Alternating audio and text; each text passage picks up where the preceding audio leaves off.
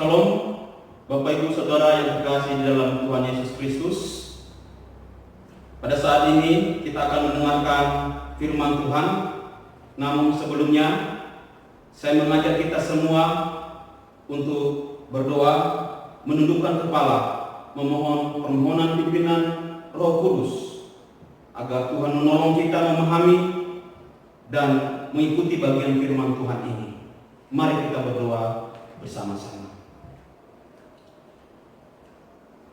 Bapa di surga, Allah yang Maha Baik, Tuhan kami Yesus Kristus, kami bersyukur Tuhan jika pada pagi hari ini Tuhan menolong, Tuhan memberkati kami, sehingga kami dapat berkumpul untuk beribadah bersama dengan keluarga kami masing-masing.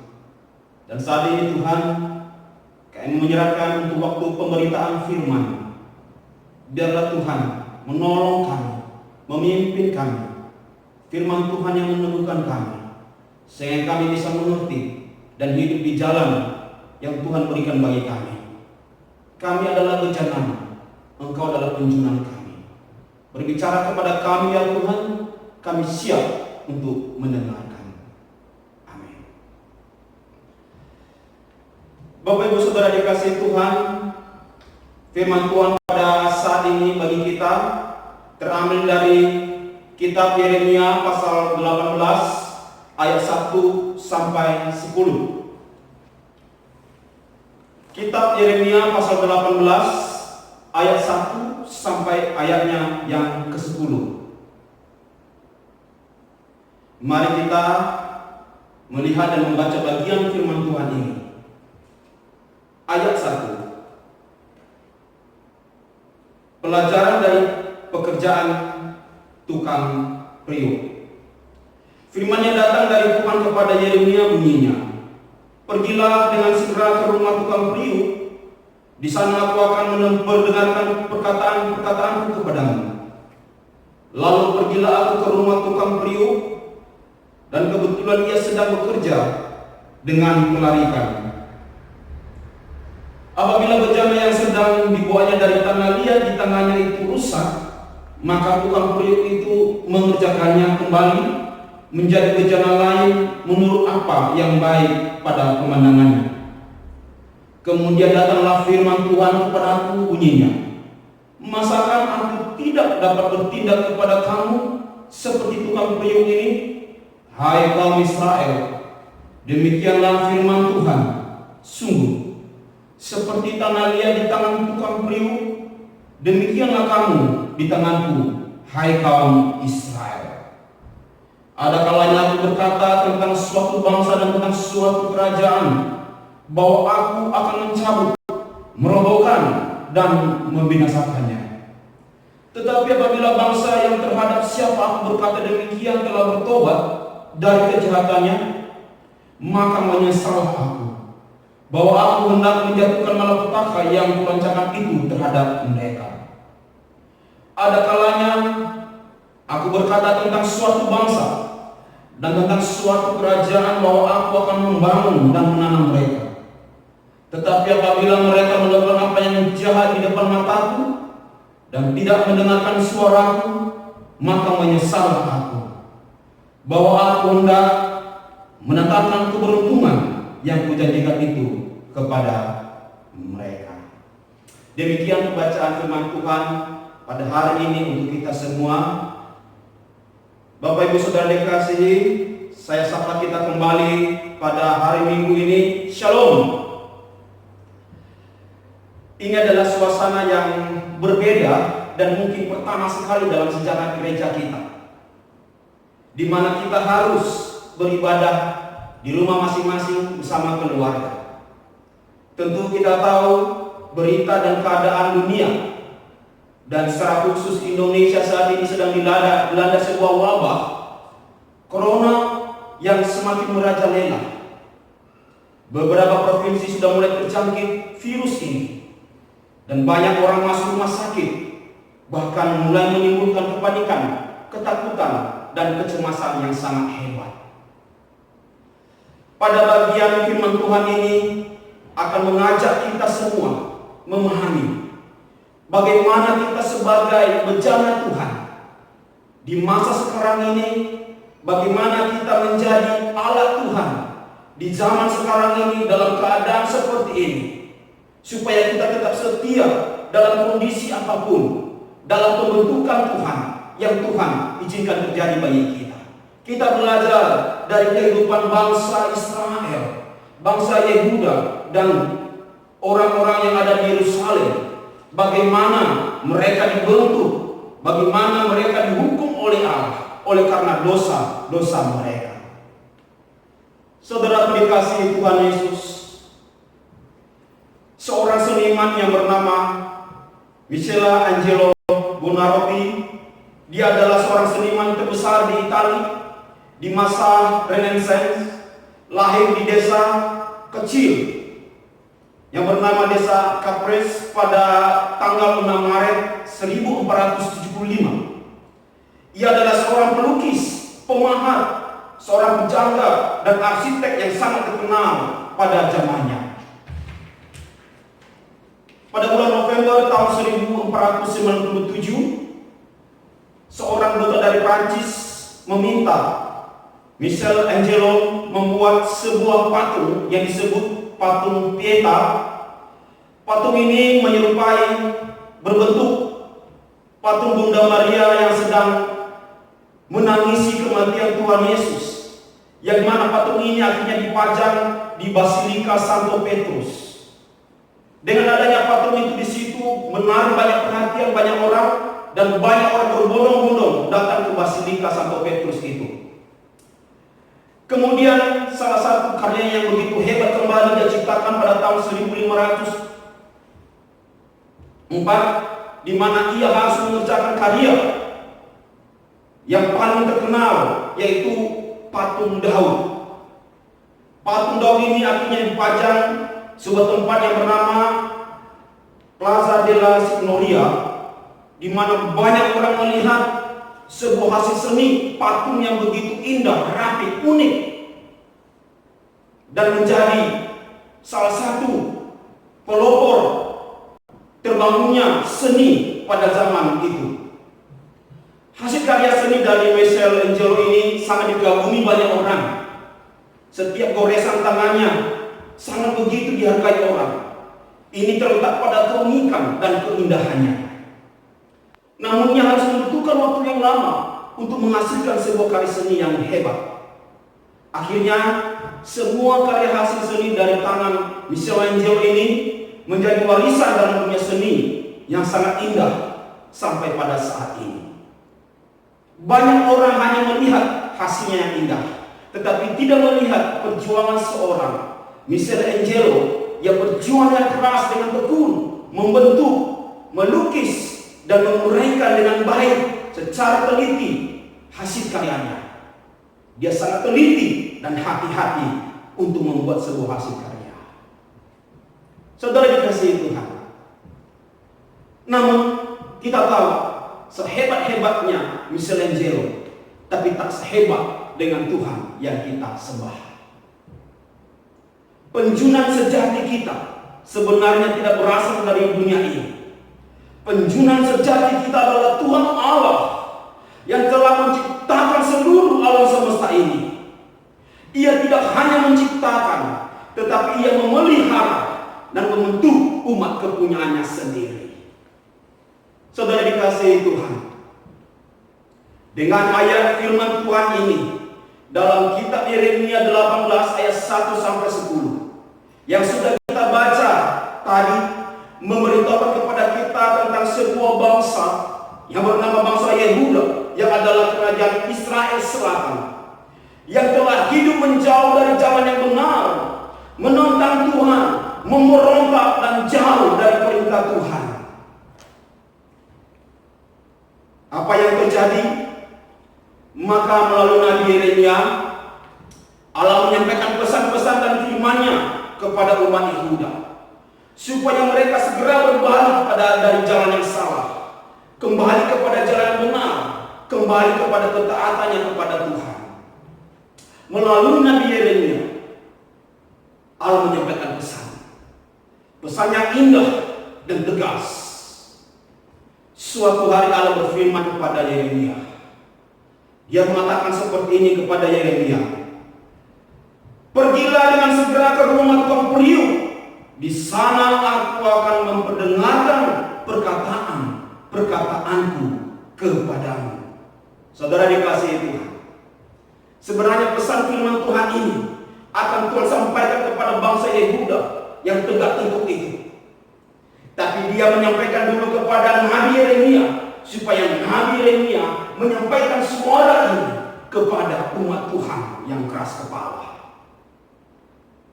Saudara dikasihi Tuhan, mari kita melihat bahwa cara Allah membentuk bangsa Israel, cara Allah membentuk bangsa Yehuda begitu tegas dan keras, karena mereka sudah terlalu jauh masuk dalam kolong dosa.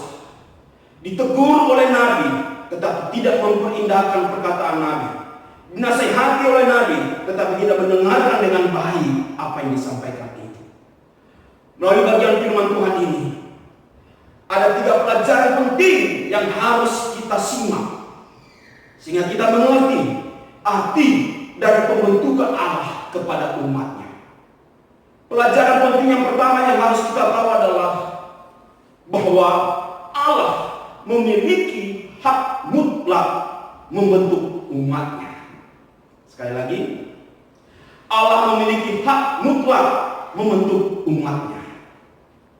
Di dalam ayat 6 dituliskan di sini, masakan aku tidak dapat bertindak kepada kamu seperti tukang periuk ini. Hai kaum Israel, demikianlah firman Tuhan, sungguh seperti tanah liat di tangan tukang periuk, demikianlah kamu di tanganku, hai kaum Israel.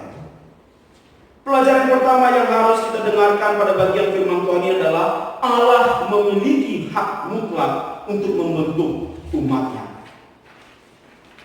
Bangsa Israel adalah pilihan Tuhan, itu kata Alkitab. Sejak zaman Abraham, Ishak dan Yakub, Allah selalu menyatakan penyertaannya kepada umat pilihannya. Di dalam Ulangan pasal 7 ayat 6, sebab engkaulah umat yang kudus bagi Tuhan Allahmu, engkau yang dipilih oleh Tuhan Allahmu dari segala bangsa di atas muka bumi untuk menjadi umat kesayangannya. Status umat pilihan ini menjadi hak istimewa bagi orang Israel, di mana Allah yang langsung memimpin dan menuntun mereka mencapai tanah perjanjian itu. Mereka dalam sejarahnya selalu disertai oleh Tuhan. Namun apa yang terjadi? Dalam perjalanan hidup mereka berbuat dosa, tidak setia kepada Tuhan, penuh dengan hidup yang bertolak belakang dengan kehendak Tuhan. Semua ini terjadi karena akar dosa dalam kitab Kejadian pasal 3, di mana manusia berdosa, Adam dan Hawa, dan tabiat dosa itu telah jatuh dan turun secara turun-menurun dalam kehidupan manusia, di dalam kehidupan bangsa Israel. Dalam pasal Yeremia 3, dalam pasal Yeremia pasal 15 ayat 1 sampai 10 ini ada pesan penting yang harus kita tahu, bahwa setiap umat Tuhan, umat kesayangan Tuhan, maka Tuhan berhak untuk membentuk. Tuhan punya hak mutlak untuk mengatur. Tuhan hak mutlak untuk menghajar dan menegur umatnya. Sehingga tema firman Tuhan berbicara kepada kita pada hari ini, mengikuti pembentukan Tuhan. Mengikuti pembentukan Tuhan, yang harus kita tahu pertama adalah bahwa Tuhan mutlak dalam mengatur hidup bangsa Israel dan mengatur hidup kita orang percaya sampai saat ini. Bahkan Tuhan berhak mengatur semua kehidupan manusia di muka bumi ini. Saudara dikasihi Tuhan, di sini kita melihat bagaimana pesan Allah disampaikan kepada Yeremia, di mana Yeremia diperintahkan Allah untuk pergi ke tukang periuk dan memperhatikan pesan apa di balik sebuah makna, sebuah bejana dan sang penjuna. Pesan penting yang didapatkan Yeremia adalah bahwa Allah punya hak mutlak mengatur kehidupan umatnya. Ia ibarat seperti tukang periuk yang membentuk Israel menjadi sebuah bejana yang sesuai kehendaknya.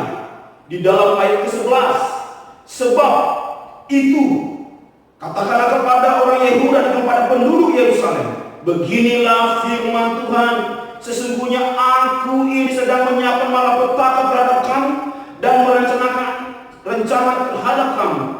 Baiklah kamu masing-masing bertobat dan tingkah lakumu yang jahat, dan perbaikilah tingkah lakumu dan perbuatanmu.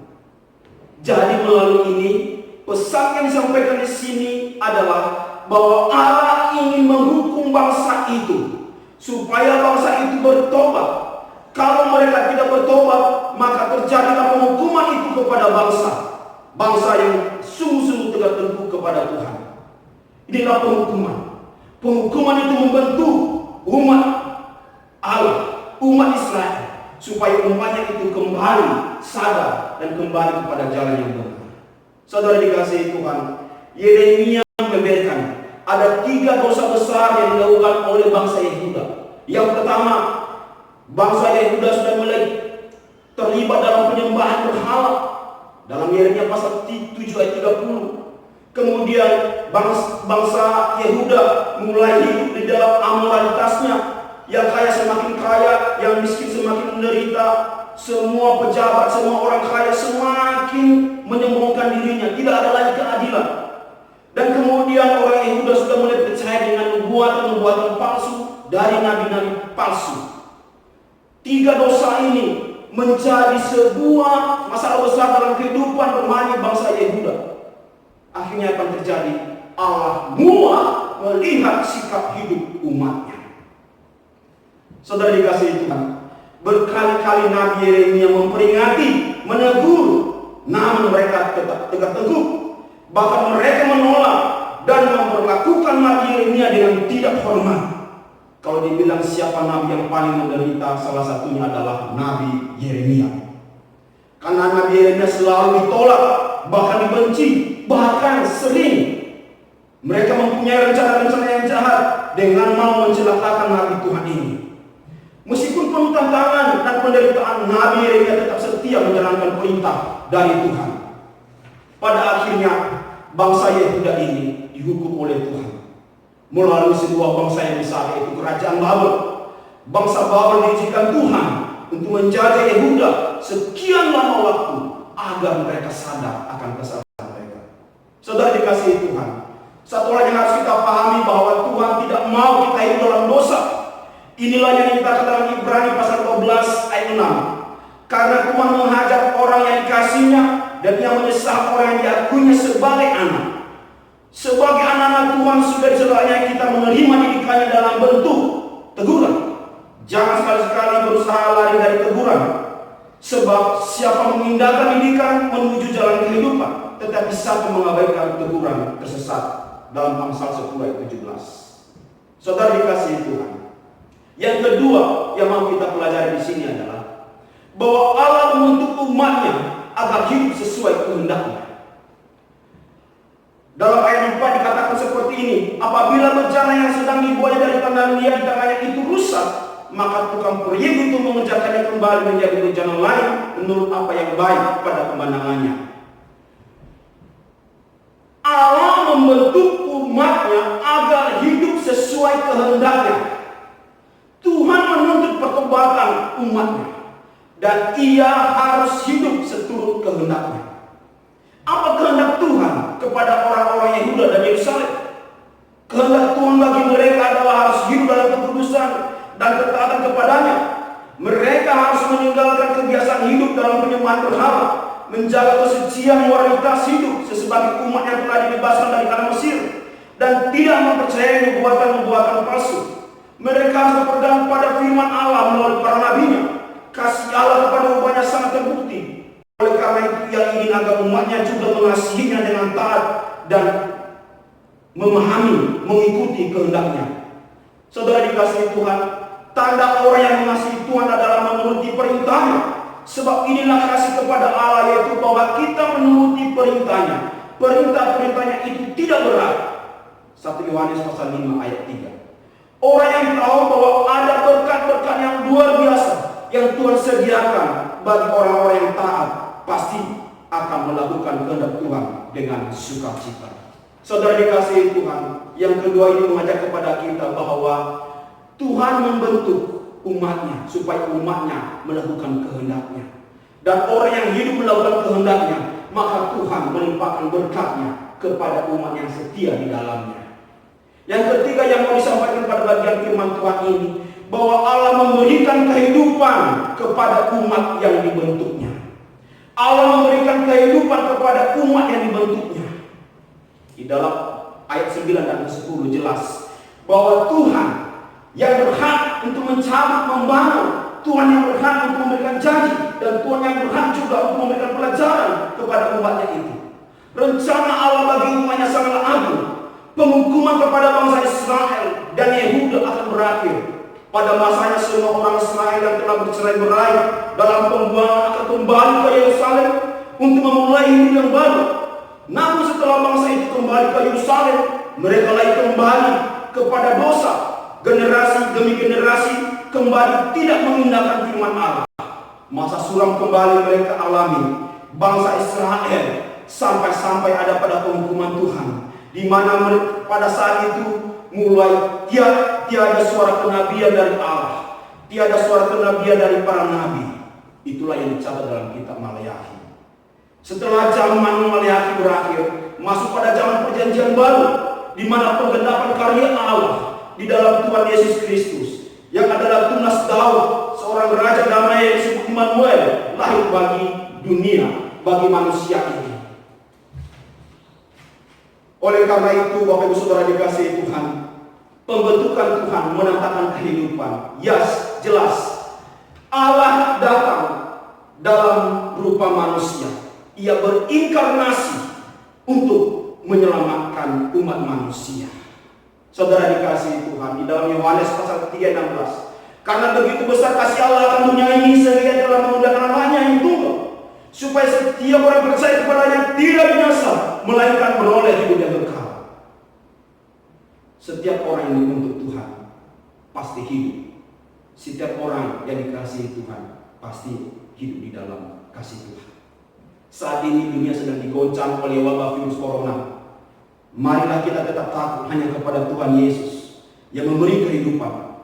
Banyak orang cemas, takut dan panik dengan kondisi saat ini. Keadaan sekarang ini menjadi peringatan kepada kita semua bahwa hanyalah Tuhan yang berkuasa. Kita manusia hanyalah dari debu tanah.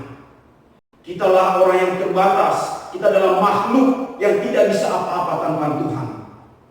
Keganasan wabah COVID-19 menunjukkan bahwa manusia sangatlah terbatas. Tanpa Tuhan kita tidak bisa apa-apa. Marilah kita mengoreksi diri dan mengambil kesempatan ini untuk banyak bersekutu secara pribadi maupun bersama dengan keluarga. Jemaat Tuhan, demikianlah firman Tuhan pada hari ini. Mari kita setia mengikuti pembentukan Tuhan. Biarlah tema ini mengajak kepada kita, apapun kondisi saat ini, di dalam pergumulan-pergumulan yang ada, mari kita tetap setia dalam pembentukan Tuhan. Mengikuti pembentukan Tuhan sangat indah. Tuhan Yesus memberkati kita semua. Amin. Tuhan kami yang maha baik, kami bersyukur pada saat ini kami belajar tentang firman Tuhan. Biarlah kami boleh menjadi bejana-bejana yang indah di hadapan Tuhan. Kami mempersilakan Engkau Tuhan dengan leluasa membentuk kami, sehingga kami boleh menjadi alat Tuhan yang Engkau layakkan untuk bisa melayani Tuhan. Kami boleh menjadi berkat bagi sesama kami. Terima kasih Tuhan. Dalam nama Tuhan Yesus Kristus kami sudah berdoa dan mengucap syukur. Amin.